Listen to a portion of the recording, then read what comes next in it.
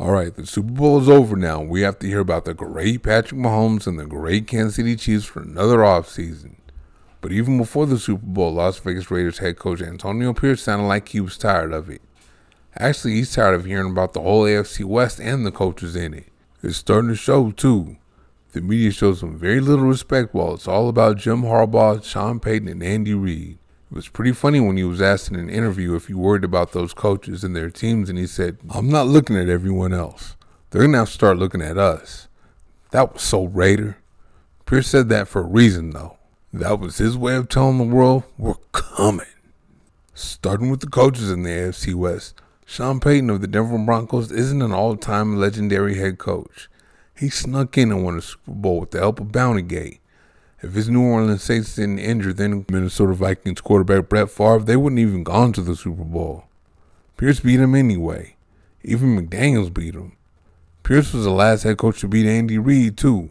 Pierce just beat Reid and Payton this year and went 3-1 in the division, and he's supposed to worry about Harbaugh coming into the division? Sure, he took Singletary's team to a Super Bowl and just won a national championship with Michigan, but he hasn't coached in the NFL for 8 years. It took him 6 or 7 years to get Michigan back competing for national championships, and there's a cheating scandal behind that. That might be why he jumped back up to the NFL. Harbaugh in the division is nothing to be scared of, though. His national championship means nothing in the NFL. Reid is the only coach Pierce is looking up at, and the Chiefs are the only team the Raiders are looking up at. Pierce knows he has something brewing in Las Vegas. He brought Raider culture back, and the team bought in. Ill intent, physicality, violence, and pain. He's also said things like, "We're not looking to be liked. We're going to be respected, though." That's the Raider attitude. That and letting players be themselves. Melting everyone's individual personalities into the team is what Raider football is all about. So there's no more quote-unquote walking on eggshells. Pierce is a leader of men that knows how to let them be themselves while getting the most out of them. That's always been the Raider way. Pierce does the same thing with his coaches.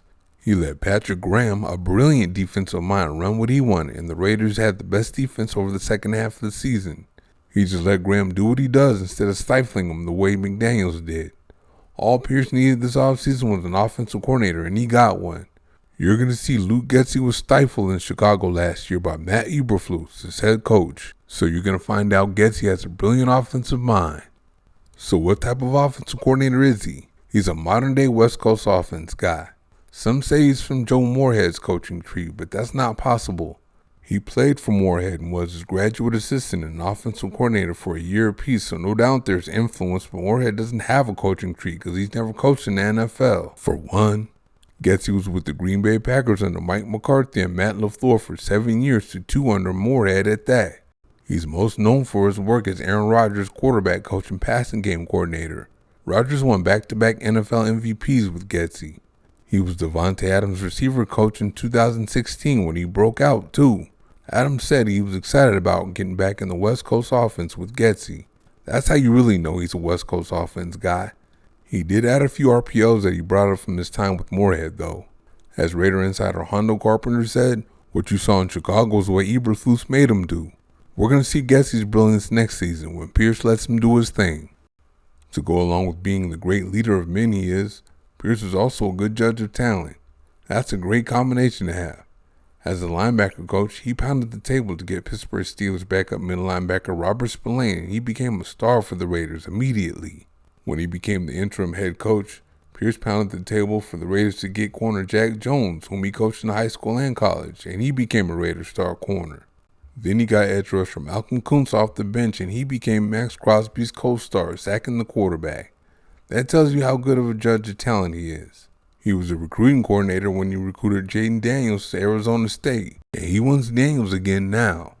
He showed that when he invited him to the season finale and had him in the locker room celebrating with them after the win. Will they get him? Carpenter did say a few days ago that Pierce and new GM Tom Telesco have not disagreed on a single issue yet.